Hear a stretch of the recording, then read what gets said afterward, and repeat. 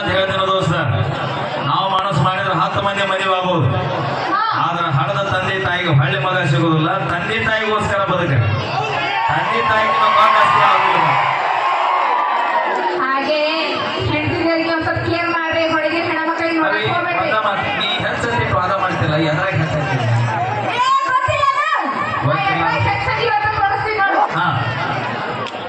ಹಾ ಕೃಷ್ಣ ರಾಧೆ ಅನ್ನಂಗಿಲ್ಲ, ಫಸ್ಟ್ ರಾಧೆ ಕೃಷ್ಣ ಅಂತಾರ. ದಯವಿಟ್ಟು ಈ ಆಟದಾಗ ಕೃಷ್ಣ ಅಂತ 16,000 ಮಂದಿ ಅದಾರ.